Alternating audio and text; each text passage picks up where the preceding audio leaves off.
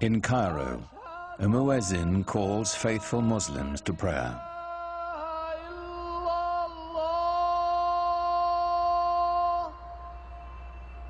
It's the same call that sounds 5 times a day, every day, in cities across the world.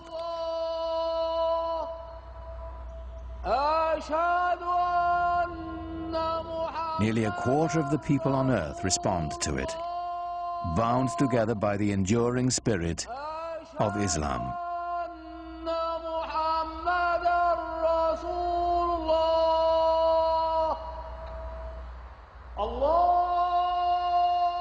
God is most great, the muezzin calls. I testify there is no other God but God. I testify Muhammad is the messenger of God.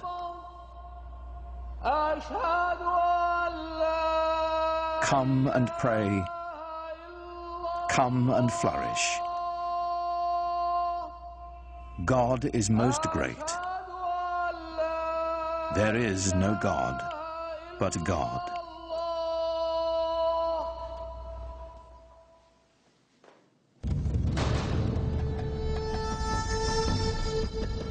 In the unfolding of history, Islamic civilization has been one of humanity's grandest achievements. A worldwide power founded simply on faith. A spiritual revolution that would shape the nations of 3 continents and launch an empire. For the West, much of the history of Islam has been obscured behind a veil of fear and misunderstanding. Yet Islam's hidden history is deeply and surprisingly interwoven with Western civilization. It was Muslim scholars who reclaimed the ancient wisdom of the Greeks, while Europe languished in the Dark Ages. It was they who sowed the seeds of the Renaissance, 600 years before the birth of Leonardo da Vinci.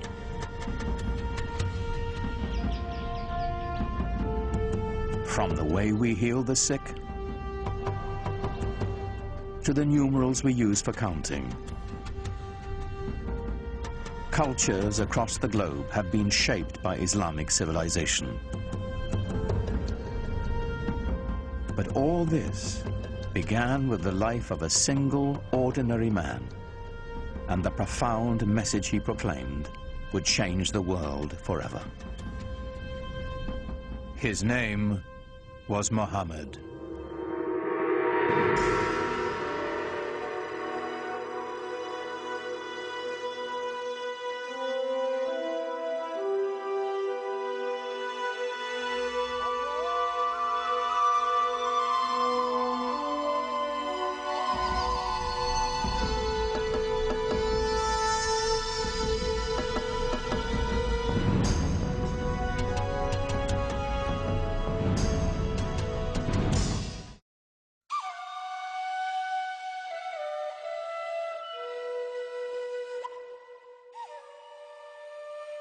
To Muslims, the life of Muhammad is a story revered, in its mysteries as much as its certainties, that our beliefs held sacred. Whatever we can tell about the Prophet, of course, is screened through the filter of what has been preserved over the centuries and what people have wanted to preserve. And it's very difficult to pull out from all of these different sources that are very adoring and the ordinary human being that the person that he was.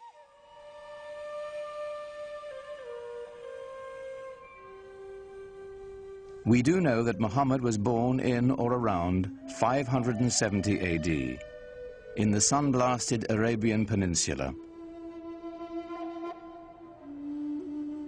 a land of savage scarcity whose Bedouin tribes were locked in a constant state of tribal war.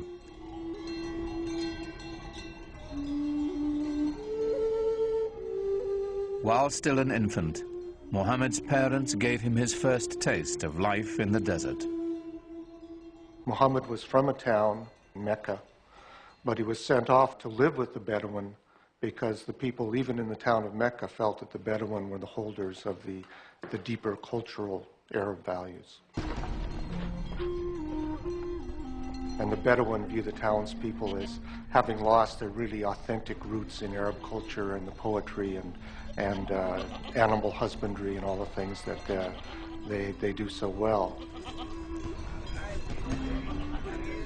By the time Muhammad was 6, both of his parents had died, and he was taken under the protection of his uncle, chief of his clan. Being an outsider gave him a singular perspective. He'd been orphaned early and developed very early on a passionate sense of concern for those who are left out of society. To be orphaned in a tribal society where clan and family relationships are your keys to everything, success, status, honor, dignity, is to face what it really feels like to be marginalized. And that obviously had a very deep impression on him as a young man. In some ways, it was detrimental, of course, to grow up without parents, but in other ways, he was so adaptable. He had many parents, he had many fathers, he had many mothers, so it made him a child of everybody. Muhammad's clan, like Arabs all across the Arabian Peninsula, would share the stories that had been told and retold for generations. Pre-Islamic Arabian civilization was largely an oral culture, and was tremendous respect for and admiration for people who could express themselves orally, and especially those who could recite poetry almost at the drop of a hat. Some of the most important people in a tribe were the poets. As they sang of the glory of the tribe, they told the story of the tribe. To the Bedouin, the word had a mystical importance. Poets linked the tribe to its ancestors and celebrated values older than memory. Poetry was the sinew that bound the Bedouin together, celebrating their victories, lamenting their defeats. The poems themselves, like the poems of Homer, both celebrate this great heroic ethos and yet intimate in the deepest way the tragedy that this ethos of constant tribal warfare brings to people. Warfare and conflict were the grim realities of a dangerous time. Muhammad's uncle taught him the skills he'd need to survive in a world where even a prophet would wield a bow and arrow.